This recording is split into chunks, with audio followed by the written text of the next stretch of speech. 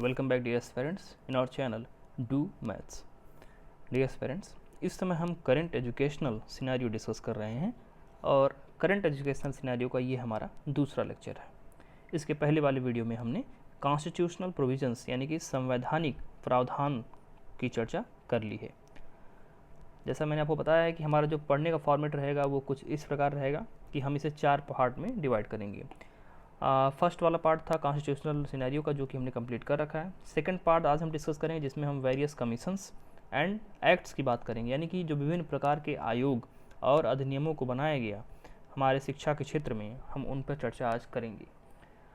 चूँकि तो ये पार्ट थोड़ा सा बड़ा है, कई सारे अधिनियम बनाए गए हैं, कई सारे आयोग हैं। सारे तो रेलिवेंट नहीं हैं, लेकिन कुछ ऐसे हैं जो कि रेलिवेंट आज भी हैं।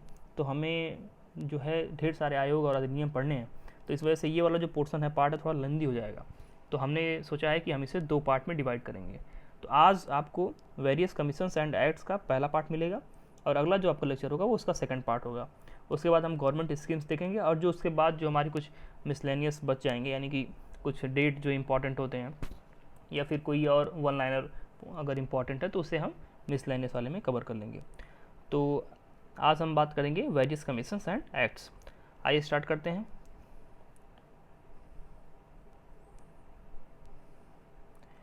Current educational scenario.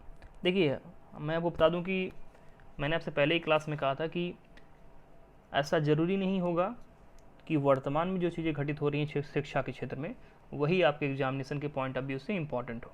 ऐसा भी हो सकता है कि वे चीज़ें जो पहले बनाई गई हों लेकिन उनका महत्व आज भी बरकरार हो, उन चीज़ों की महत्ता भी आपके एग्ज़ाम में बढ़ जाती है। इसलिए हमें कुछ उन चीज़ों को भी थोड़ा ध्यान में लेकर चलना पड़ेगा। मैंने प्रयास किया कि मैं सबसे इम्पॉर्टेंट जो चीज़ें वही इस नोट्स में इंक्लूड करूं, नहीं तो फिर ये काफ़ी लंबा हो जाएगा। क्योंकि शिक्षा के क्षेत्र में अगर देखा जाए तो 17 एंड 18 सेंचुरी से हमारे देश में काफ़ी काम होना स्टार्ट हो गए थे। देखा जाए तो 1813 में एंड 1833 में जो एक्ट आते थे अंग्रेज़ों के समय में, उसमें कई काम किए गए, तो वहाँ से स्टार्ट करना पड़ेगा। लेकिन हमें उतना पीछे जाने की आवश्यकता नहीं है। हम कुछ इंपॉर्टेंट पॉइंट्स को देखेंगे। देखिए, कोठारी आयोग की बात करते हैं। बहुत डिटेल में नहीं बात करेंगे, बस कोठारी आयोग समझ लीजिए आप कि कोठारी आयोग क्या है। इनकेस अगर आपको मैच द फॉलोइंग की टाइप का क्वेश्चन आ जाता है तो उसमें आप कोठारी आयोग के बारे में जानते रहें कि ये किससे रिलेटेड है और किस टाइम पीरियड में इसका गठन किया गया था। तो देखिए, 1964 में गठन किया गया था और 1966 में इसने अपना रिकमेंडेशन दिया था। और इसे हम राष्ट्रीय शिक्षा आयोग भी कहते हैं। अगर प्रश्न आ जाए कि किस आयोग को राष्ट्रीय शिक्षा आयोग के नाम से भी जाना जाता है, तो आपका ऑप्शन सही होगा कोठारी आयोग। और इसका कार्य क्या था? इसका कार्य था कि ये एक देशव्यापी यानी कि एक विस्तृत राष्ट्रीय शिक्षा नीति बनाने और उसके बारे में बताए। तो इसने एक विस्तृत राष्ट्रीय शिक्षा नीति बनाने की अनुशंसा की थी कि हमारे देश में एक जो होना चाहिए, एक विस्तृत शिक्षा नीति होनी चाहिए राष्ट्रीय स्तर पर। और जब इन्होंने ये रिकमेंडेशन दी तो उसी के बाद हमारे देश में आप देखेंगे कि पहली राष्ट्रीय शिक्षा नीति आती है, जो कि 1968 में आती है। इसे आप ध्यान रखेंगे, नेशनल पॉलिसी ऑन एजुकेशन। देखिए, जो राष्ट्रीय शिक्षा नीति 1968 है, ये कई सारे प्रोविजंस करती है और कई सारी चीज़ों को ये बताती है हमारे राष्ट्रीय स्तर पर उसे इम्प्लीमेंट करने के लिए। जो पहला चीज़ होता है वो ये होता है कि 10+2+3 प्रकार का शिक्षा का राष्ट्रीय ढांचा हो। आज के समय में आप जिस प्रकार का ढांचा देखते हैं, ये वही ढांचा है जिसकी जो शुरुआत है वो 1968 की एजुकेशन पॉलिसी से हुई थी। इसका कहना तात्पर्य है कि आप क्लास 10 तक पढ़ाई करें, उसके बाद आप 11th एंड 12th और फिर 3 इयर्स का आप ग्रेजुएशन कंप्लीट करें, यानी कि 10+2+3 जो कि हम आज देखते हैं। तो इसका रिकमेंडेशन किया था इसने ये भी रिकमेंड किया था कि बजट का जो है 6% हमारे शिक्षा पर क्या होना चाहिए, खर्च होना चाहिए। देखिए, बजट, मुझे नहीं पता आप लोग बजट को कितना जानते हैं, लेकिन आप एक तरह समझ लीजिए कि बजट क्या होता है। मैं आपको सिंपल भाषा में समझाता हूँ। अब ये समझिए कि आपके घर में एक कोई व्यक्ति, आपके पिता या फिर जो भी होगा, कमाने वाले हैं और उनकी एक सीमित आय होगी। और जब वो एक आय उनकी सीमित होगी तो आप हर महीने जो अपने खर्चे करते होंगे, तो फिर आप खर्चे जो है अपनी आय के अनुसार ही करेंगे। तो जब मान लीजिए आपकी सैलरी आ रही है या फिर सैलरी आने वाली है, ठीक है, तो आपको पता है कि आपको कितना पैसा आपको मिलने वाला है, तो आप क्या करेंगे, एक निर्धारित करेंगे कि हमें किस चीज़ पे कितना खर्च करना है। हमें बच्चों के एजुकेशन पर इतना खर्च करना है, हमें बच्चों के खाने पीने पर इतना खर्च करना है, दवाइयों पे इतना खर्च करना है, इंटरटेनमेंट पे इतना खर्च करना है, तो आप क्या करेंगे, अपने घर का एक बजट बनाएंगे कि इतना पैसा हमें मिलना है और हमें इन फील्ड में इतना इतना खर्च करना है। ठीक है, यही चीज़ सिमिलरली होती है हमारे देश के बारे में, कि हमारे देश में जो पैसा, विभिन्न प्रकार के जो टैक्सेस हम पे करते हैं, उसके माध्यम से जो सरकार को पैसा मिलता है, सरकार उस पैसे से अपना एक बजट बनाती है कि हमें आगे क्या क्या करना है, तो वही होता है बजट। तो अब जैसे सरकार कहती है भाई शिक्षा, जो रिकमेंडेशन मिला था 1968 की एजुकेशन पॉलिसी से, वो ये था कि कम से कम हमारा जो टोटल बजट है हमारे देश का, उसका हम 6% खत्म करें। वर्तमान में अगर आपको बताऊं तो हमारे देश का बजट लगभग 30 लाख करोड़ रुपए है। 30 लाख करोड़, जी हाँ 30 लाख करोड़ रुपए है। तो अगर हम इसके 6% की बात करें तो काफ़ी बड़ा अमाउंट हो जाता है। तो हमारे देश में ये मतलब जो 1968 की पॉलिसी थी उसमें कहा गया कि हम 6% खत्म करें, लेकिन दुर्भाग्य है हमारे देश में अराउंड 1.3% के आसपास खर्च किया जाता है बजट का, जो कि काफ़ी कम है। इसमें काफ़ी इंप्रूवमेंट्स हो सकता है, लेकिन इसकी जो अनुशंसाएँ थी वो काफ़ी क्या थी, अच्छी थी। अगला अनुशंसा जो किया गया था वो था कि शिक्षा का माध्यम जो है क्षेत्रीय भाषा होना चाहिए। आप शिक्षा उसी भाषा में प्राप्त करें, लोगों को शिक्षा उसी भाषा में दी जाए जिस भाषा को वो ज़्यादा बेहतर तरीके से समझते हैं। तो ये इसका रिकमेंडेशन था। अगला था कि SC STs विकलांग एवं कमजोर वर्गों के लिए बेहतर शिक्षा की व्यवस्था हो, यानी कि उनके लिए थोड़ा सा हम अलग तरीके से प्रोविज़न करना स्टार्ट करें, ढेर सारे और काम करें जिसके माध्यम से जो लोग थोड़ा सा पीछे रह गए हैं उनको हम मुख्य धारा में लेकर आएँ, थोड़ा सा उनको आगे बढ़ाएं हम। अगली बात करते हैं हम, उसके बाद हमारी 1968 के बाद सेकेंड एजुकेशन पॉलिसी आती है, यानी कि राष्ट्रीय शिक्षा नीति 1986। आप 68 को जब ऐसे धीरे से क्या करेंगे, उल्टा कर देंगे तो ये 86 बन जाएगा, बस यही आपको ध्यान रखना है। पहली राष्ट्रीय शिक्षा नीति आई थी 1968 में, दूसरी राष्ट्रीय शिक्षा नीति आई थी 1986 में। ओके, इसने क्या किया कि जो 10+2+3 फॉर्मूला था इसे पूरे देश में लागू करने का रिकमेंड किया कि इसे पूरे देश में लागू होना चाहिए था, जबकि 1968 में वो एक प्रायोगिक तौर पे था, कुछ ही जगहों पे लागू करने का प्रयास किया गया था। लेकिन अब इस बार क्या किया गया कि नहीं, इसे क्या होना चाहिए, पूरे देश में लागू किया जाना चाहिए। दूसरी बात कही गई कि प्राथमिक शिक्षा को अनिवार्य बनाया जाना चाहिए, यानी कि जो प्राइमरी एजुकेशन उसे कंपलसरी कर दे, ये कहा गया। शैक्षिक अवसरों की समानता, नवोदय विद्यालयों की स्थापना पर बल। जो विभिन्न प्रकार के लोग हमारे समाज में रहते हैं, विभिन्न तबके के लोग रहते हैं, विभिन्न कम्युनिटीज़ के लोग रहते हैं, यह इस शिक्षा नीति के द्वारा रिकमेंड किया गया कि इन सभी कम्युनिटी के, इन सभी तबके के लोगों को शिक्षा का जो अवसर है वो समान रूप से दिया जाए, यानी सभी के पास शिक्षा ग्रहण करने की क्षमता हो, अवसर हो, समान रूप से अवसर हो। और इसी के तर्ज पे फिर नवोदय विद्यालयों की भी स्थापना की जाती है, जिसमें बहुत ही कम पैसे, यानी कि फ्री में आप जो है एजुकेशन अपना ग्रहण करते हैं। साथ ही साथ राष्ट्रीय शिक्षा नीति 1986 में ही ऑपरेशन ब्लैक बोर्ड को भी शुरू किया गया था। इसको भी ध्यान रखेंगे, अगर एग्जाम में पूछ लेता है कि ऑपरेशन ब्लैक बोर्ड किस के माध्यम से या किसके रिकमेंडेशंस के आधार पर शुरू किया गया था, तो वो था राष्ट्रीय शिक्षा नीति 1986। और कंप्यूटर एजुकेशन की भी बात की जाती है इसी शिक्षा नीति के माध्यम से, तो इसे भी आप ध्यान रखेंगे। अगली बात हम करते हैं, वो थी एक कमेटी जिसका नाम था डॉक्टर यशपाल समिति। देखिए डॉक्टर यशपाल समिति एक प्रकार समझिए इन्होंने अपने भी रिकमेंडेशंस दिए और जो राष्ट्रीय शिक्षा नीति थी 1986 उसके एक तरह से समीक्षा भी की थी इन्होंने।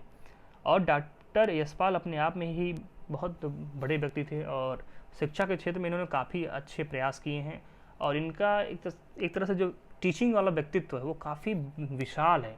अभी आपको इनके बारे में बहुत ज़्यादा नॉलेज नहीं है, शायद आप पहली बार नाम भी सुन रहे होंगे, लेकिन इनका व्यक्तित्व बहुत ही क्या है, विशाल है। अभी हाल फिलहाल में आई थिंक 2019 या फिर 18 में इनकी डेथ हुई है, मेरे ख्याल से 2019 में ही ऐसा हुआ है। तो इस बारे में आप ध्यान रखेंगे। और राष्ट्रपति तक ने शोक जताया था इनकी मृत्यु पर, तो काफ़ी बड़े व्यक्तित्व वाले इंसान थे। तो डॉक्टर यशपाल की समिति बनती है 1992 में। क्या कहते हैं ये, देखिए ये कहते हैं कि छात्रों पर गृहकार एवं वस्तु स्कूल बैग्स जो होते हैं उनका बोझ कम हो।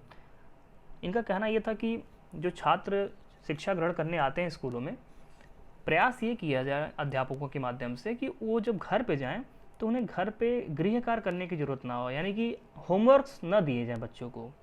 इससे क्या होगा, बच्चे घर पे जाएंगे तो वो अपने लाइफ का बाकी का जो पार्ट्स है उसको भी एक्सप्लोर कर पाएंगे, उस पार्ट्स को भी अच्छे से वो जी पाएंगे, एंजॉय कर पाएंगे।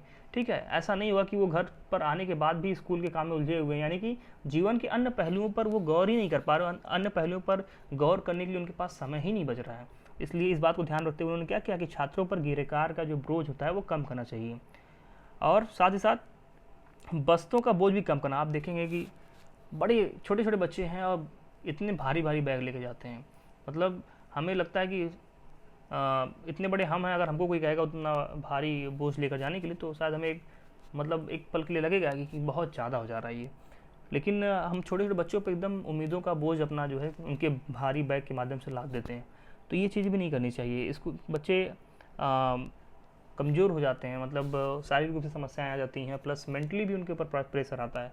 तो ये जो स्कूल बैग्स होते हैं वो क्या होते हैं, बहुत भारी नहीं होने चाहिए, यानी कि कम किताबें लेके जाएं। तो आप देखेंगे इसी वजह से आजकल के जो एजुकेशन इंस्टीट्यूशंस हैं उसमें उनको लॉकर दिया जाता है कि ठीक है आप बुक्स कुछ अपना वहाँ पर रखेंगे। लेकिन इसका सिर्फ यही है कि इम्पैक्ट नहीं है, इसके बहुत साइकोलॉजिकल इम्पैक्ट भी हैं, उस पर हम नहीं जाएंगे।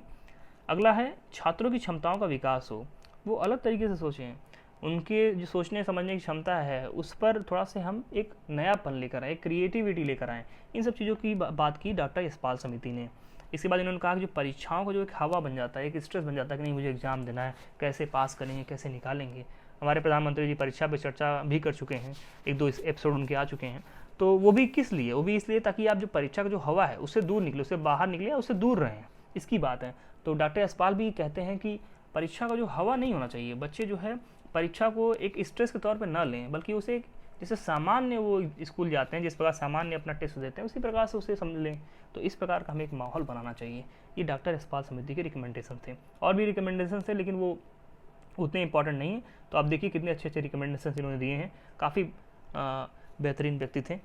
आइए बात करते हैं अगला, संशोधित राष्ट्रीय शिक्षा नीति 1992 में एक जो हमारा 1986 का जो राष्ट्रीय शिक्षा नीति था, policy on national policy on education, उसे हमने क्या किया, संशोधित किया, उसे ही हमने अमेंड कर दिया। कुछ कुछ हमें कमियां दिख रही थी 1986 में, यानी कि जो हमारा सेकंड वाला एजुकेशन पॉलिसी था, तो उसे हमने क्या किया, अमेंड किया, और फिर हमने उसका नाम दिया संशोधित राष्ट्रीय शिक्षा नीति 1992।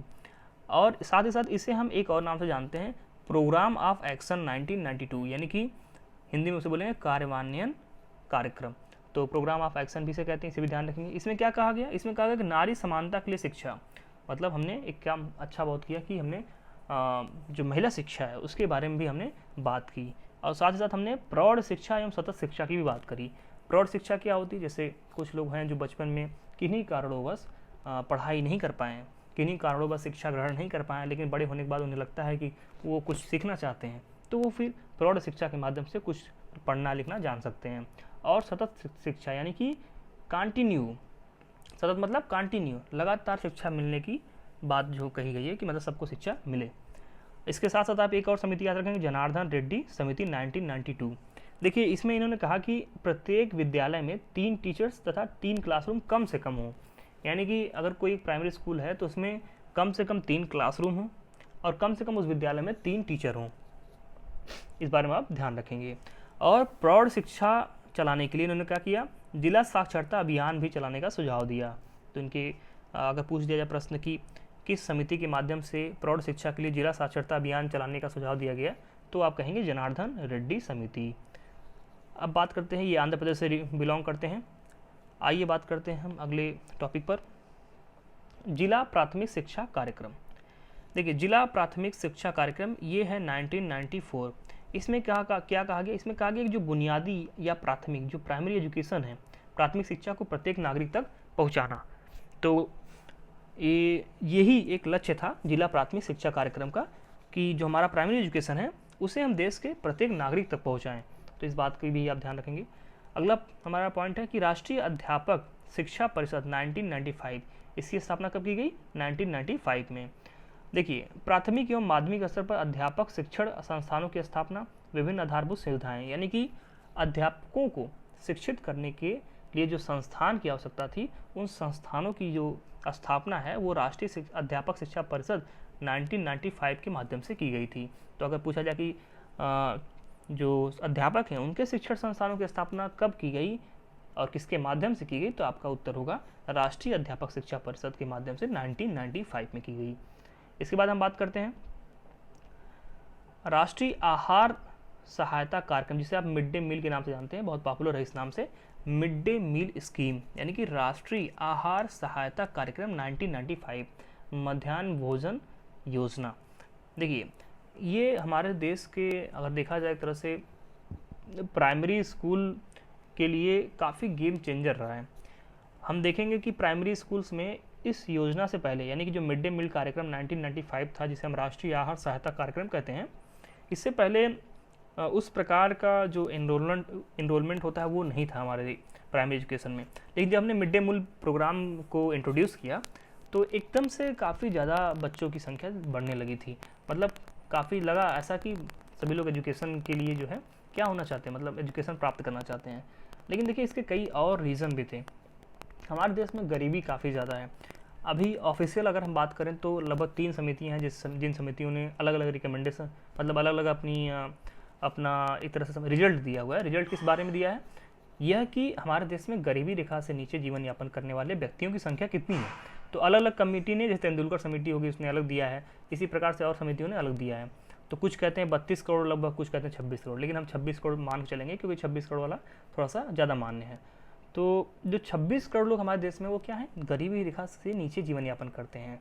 तो अब जो गरीबी रेखा से नीचे जीवन यापन करते हैं उनके पास शायद ही इतना धन होगा कि वो अपने बच्चों को शिक्षा दे सकें, शिक्षा दिला सकें।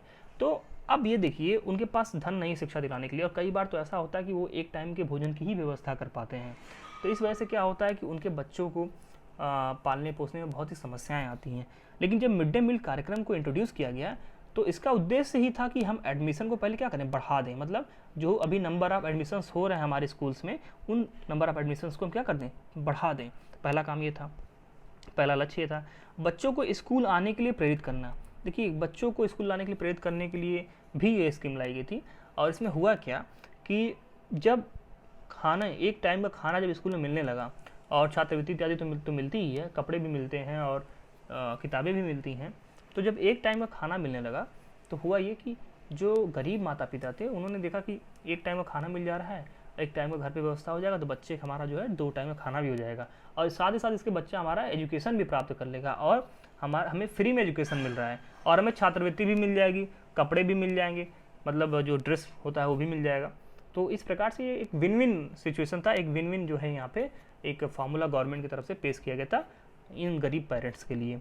तो इस वजह से बच्चों को स्कूल आने के लिए प्रेरित करना भी एक इसका क्या था, उद्देश्य था। Increase the primary education level, यानी कि जो हमारा प्राथमिक स्तर है शिक्षा का, उसमें हमें क्या करना था, गुणवत्तापूर्ण बढ़ोतरी करनी थी। हम चाहते थे कि हमारे जो बच्चे हैं जो प्राइमरी स्कूल में, उनमें क्या हो, टैलेंट में उनकी क्या हो, बढ़ोतरी हो, उनकी क्षमता का क्या हो, विकास हो। ये भी इसका क्या एक था, उद्देश्य था। तो मिड डे मील कार्यक्रम कब शुरू किया गया था, 1995 में। देखिए डेट आपको याद रखनी पड़ेगी क्योंकि कई बार मैच द फॉलोइंग में आपसे ये ईयर जो है वो कंफ्यूज कर देगा, आपको पूछ देगा, तो फिर अगर आप नहीं याद रखेंगे तो फिर वहाँ पे आप गलत कर सकते हैं। और कई बार देखिए ऐसा होता है कि हम एलिमिनेट करके, हमें 2 का ही पता होता है, 2 का हमें नहीं पता होता है, लेकिन ऑप्शन कुछ इस तरह से बताए गए होते हैं कि 2 का अगर आपको पता होता है तो आप आंसर सही कर लेते हैं। तो इसलिए हमें ज़रूरी होता है कि जो मैं आपको बता रहा हूँ ये बहुत इंपॉर्टेंट वाले हैं, ये सारे ही आपको याद कर लेने हैं। इसके अलावा बहुत सारे हैं, अब सब याद करने लगेंगे तो शायद कहीं ना कहीं फैक्ट का जो है वहाँ पे घाल-मेल हो जाएगा। लेकिन अभी अगर इतना आप याद कर लेंगे तो इससे आपका काफ़ी ज़्यादा काम हो जाएगा। चलिए हम आगे बढ़ते हैं, एक चीज़ हम और देखते हैं, सर्व शिक्षा अभियान। देखिए आपने बहुत नाम सुना होगा इसका। जब भी आप प्राइमरी स्कूल में जाते होंगे तो एक पेंसिल बनी रहती होगी, और पेंसिल के ऊपर एक बच्चा एक बच्ची वो बैठे रहते होंगे और नीचे लिखा रहता है सर्व शिक्षा अभियान। तो ये क्या है, ये देखिए आया 2001 में, और ये 6 से 14 वर्ष के बच्चों के लिए शिक्षा पर जोर दिया गया कि जो बच्चे, ऐसे बच्चे जिनकी उम्र जो है 6 वर्ष से लेकर के 14 वर्ष के बीच में है, उनकी शिक्षा पर जो है क्या किया जाए, बल दिया जाए। अच्छा, यहाँ पे मैं आपसे एक प्रश्न करना चाहता हूँ। मैंने पिछले वाले वीडियो में आपको एक आर्टिकल के बारे में बताया था, हालांकि मैंने उसमें 2 आर्टिकल के बारे में बताया है, लेकिन आप दोनों में से कोई भी के बारे में बताइए। आपको कमेंट में ये बताना है कि 6 से लेकर 14 वर्ष की शिक्षा मुक्त एजुकेशन की बात हमारे संविधान के किस आर्टिकल में की गई है। आई रिपीट द क्वेश्चन कि 6 से लेकर के 14 ईयर्स के बच्चों की फ्री एजुकेशन की बात हमारे संविधान के किस आर्टिकल में की गई है, इसका आंसर आप कमेंट बॉक्स में मुझे देंगे। चलिए अब अगले टॉपिक की बात करते हैं। टॉपिक तो हमारा यही है, बस कुछ और पॉइंट्स देख लेते हैं जो इसमें हमारा रिलेटेड है। देखिए सब मिसलेनियस जो एक्ट हमारे सामने हैं और कमीशंस हैं, कुछ रिकमेंडेशंस हैं, थोड़ा उनको बारे में देख लेते हैं। देखिए राष्ट्रीय मुक्त विश्वविद्यालय का सुझाव जो हो वो भी 1986 की राष्ट्रीय शिक्षा नीति ने की थी। ये कुछ पॉइंट ऐसे जो मुझे लगा बाद में इंपॉर्टेंट है तो उसे भी हमने बाद में ऐड कर दिया। पूछा जाए अगर कि राष्ट्रीय मुक्त विश्वविद्यालय का सुझाव किसने दिया, तो भी जो द्वितीय राष्ट्रीय शिक्षा नीति थी यानी कि 1986 वाली, उसी ने किया था। और राष्ट्रीय शिक्षा नीति 1986 की समीक्षा समय समय पर जो है की गई थी। किस किस के माध्यम से की गई थी? राम मूर्ति समिति 1990 के माध्यम से की गई थी, जनार्दन समिति 1992 के माध्यम से, और मैंने बताया था आपको कि यशपाल समिति ने भी क्या किया था, 1986 की जो शिक्षा नीति थी उसकी क्या थी, उसकी समीक्षा की थी। समीक्षा यानी कि उसमें देखा था कि क्या सही है क्या गलत है और किन चीज़ों पर हमें अमल करना चाहिए, किन चीज़ों पर अमल नहीं करना चाहिए। अच्छा, आपने डैट का बहुत नाम सुना होगा, डैट का फुल फॉर्म भी देख लीजिए, district institute of education and training. इसे हम क्या कहते हैं, diets, district institute of education and training. देखिए इसकी जो स्थापना है वो भी 1986 की नेशनल पॉलिसी ऑन एजुकेशन के आधार पर की गई थी। तो अगर पूछा जाए कि जो डाइट है उसकी स्थापना किसके रिकमेंडेशन पर की गई थी, तो आप कहेंगे जो second national policy on education थी इन 1986 वाली, उसी ने किया था इसका रिकमेंडेशन। ओके, अब आइए इसी बारे में कुछ और देख लेते हैं हम। लेकिन जो नेशनल पॉलिसी ऑन एजुकेशन 1986 थी, इसके अनुसार शिक्षा एक राष्ट्रीय कार्यक्रम है। ध्यान रखेंगे, शिक्षा एक राष्ट्रीय कार्यक्रम है। ये एक शब्द ध्यान रखेंगे क्योंकि कई बार आपको पूछ देगा राष्ट्रीय कार्यक्रम के अलावा कुछ पूछ देगा, और कि शिक्षा राष्ट्रीय कार्यक्रम ना होकर के एक क्षेत्रीय कार्यक्रम है, या फिर पूछ देगा कि इसका कुछ और मतलब उद्देश्य है। तो आप ये ध्यान रखें कि एक राष्ट्रीय कार्यक्रम है, एक राष्ट्रीय पाठ्यक्रम है। ये प्रश्न भी पूछा जा चुका है। अगला है कि 1986 की जो एजुकेशन पॉलिसी थी उसी ने पर्यावरण के प्रति जागरूकता पैदा करने का भी क्या किया था, प्रयास किया था कि एक प्रकार से हम ऐसा कुछ रिकमेंडेशन करें या फिर ऐसा कुछ कार्य करें जिसके माध्यम से लोगों के अंदर, हमारे बच्चों के अंदर पर्यावरण के प्रति जागरूकता पैदा हो, वो पर्यावरण को लेकर कंसर्न हो।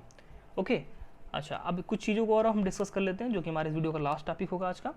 देखिए विश्वविद्यालय शिक्षा आयोग, इसका देखिए गठन 1948 या से लेकर 1949 यानी कि 1949 में इसने अपना रिकमेंडेशन दे दिया था। तो स्वतंत्रता के बाद ये प्रथम शिक्षा सुधार आयोग था, इसको भी ध्यान रखेंगे आप। और विश्वविद्यालय शिक्षा आयोग को ही हम राधा कृष्ण आयोग भी कहते हैं। देखिए राधा कृष्ण कौन थे? राधा कृष्ण जो थे वो हमारे देश के, अब आप ही बताएंगे इसे, ये आप ये जान लीजिए कि विश्वविद्यालय शिक्षा आयोग के जो अध्यक्ष थे वो थे डॉक्टर सर्वपल्ली राधाकृष्णन। अब आप मुझे बताएंगे कि डॉक्टर सर्वपल्ली राधाकृष्णन जब हमारा देश आज़ाद हुआ था तो ये फिर उसके बाद कौन से हाई पोस्ट पर ये हमारे डॉक्टर सर्वपल्ली राधाकृष्णन को अपॉइंट किया गया था, ये भी आपसे कमेंट में अपेक्षित है इसका आंसर। और राधाकृष्ण आयोग की सिफारिश पर ही हमने 1953 में यूजीसी के बारे में आप सुनते होंगे, जो आपके एग्जाम्स होते हैं बोर्ड ग्रेजुएशन इत्यादि के, वो यूजीसी कराता है। तो यूजीसी यानी कि यूनिवर्सिटी ग्रांट कमीशन यानी कि विश्वविद्यालय अनुदान आयोग का गठन किया गया था। यानी कि डॉक्टर सर्वकृष्ण राधापल्ली सर्वपल्ली राधाकृष्णन इन्हीं के रिकमेंडेशन पर जो यूजीसी है उसका 1953 में गठन किया गया था। तो ये बात भी आप ध्यान रखेंगे। तो मैंने आपसे इस वीडियो में 2 प्रश्न पूछे हैं, उन दोनों प्रश्नों के जो उत्तर हैं वो आपसे कमेंट में अपेक्षित हैं। जो अगला वीडियो होगा डियर स्टूडेंट्स, वह वीडियो इसी पार्ट का कंटिन्यूएशन होगा, यानी कि हम जो एक्ट्स हमारे हैं और जो विभिन्न प्रकार के कमीशंस हैं उनके बारे में जो कुछ रह गई चीज़ें, जैसे हमारा भी राइट टू एजुकेशन रह गया है, न्यू एजुकेशन पॉलिसी रह गई जो कि 2019 में आई, और कुछ जो मिसलेनियस पॉइंट्स रह गए वन लाइनर, उनको भी हम अगले वीडियो में कवर कर लेंगे। और अगले वीडियो में हमारा ये दूसरा वाला टॉपिक कंप्लीट हो जाएगा। उसके बाद हमारा 2 टॉपिक रह जाएगा, एक हमारा जो विभिन्न प्रकार के स्कीम्स बनाए गए गवर्नमेंट में एजुकेशन के रिकॉर्डिंग उसको, और दूसरा हमारा जो मिसलेनियस वाला पार्ट है जिसमें और भी चीज़ें हम ऐड कर लेंगे। तो इस तरह से हमारा ये आज का वीडियो यहीं तक यहाँ पे कंप्लीट होता है। तो डियर फ्रेंड्स, इसके बाद हम मिलते हैं अपने अगले वीडियो में, तब तक के लिए नमस्कार।